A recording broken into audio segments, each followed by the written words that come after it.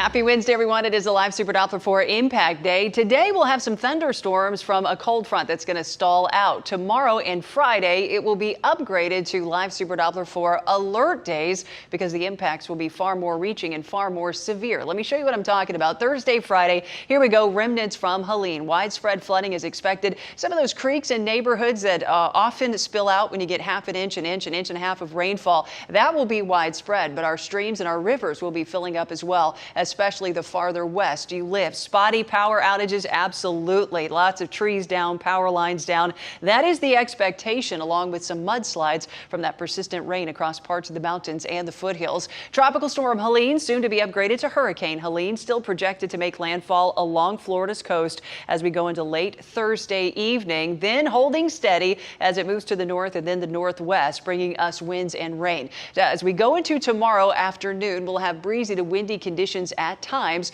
The strongest wind gust will be late Thursday and really early morning Friday. We're talking 3, 4, 5 a.m. You may hear these winds, by the way, if you're still in bed. And then look at that, 7 o'clock in the morning. Some of these wind gusts, 50, 60. If they do reach 70-mile-per-hour wind gusts, you're talking about hurricane force winds. That is concerning and that is dangerous. This would be early Friday morning. Here we go, 8, 9 o'clock. Still some of those strong winds around. By noon, they should be dying down, but it's still going to be windy. Keep in mind, we will have had quite a bit of rain at this time, so more toppled trees, more down power lines, absolutely a primary concern. As we go into late Friday afternoon and evening, that low begins to pull away from us. It'll pull the winds and the rain with it, so after we get through the first part of Friday, things should be looking better in terms of all of this leaving. The cold front that stalls out to our west is going to get several hours of rain as we go into today and tomorrow, so a head start there,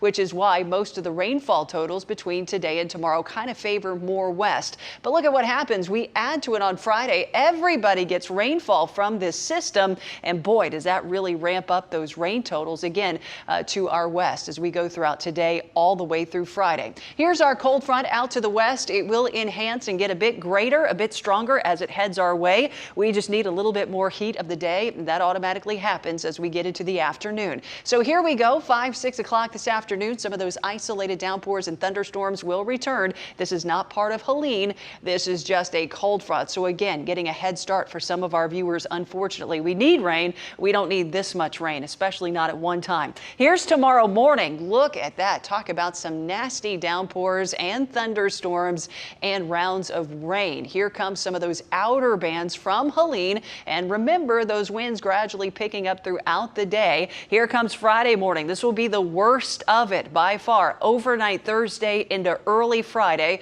with the heaviest amounts of rain, the strongest wind gust. 9, 10 o'clock in the morning, that low should be pulling away from us. So hopefully by early in the afternoon, most, if not all of it, is all said and done, except for the damage it potentially leaves behind. So an impact day to day as a result of those pop-up showers and thunderstorms this afternoon and tonight.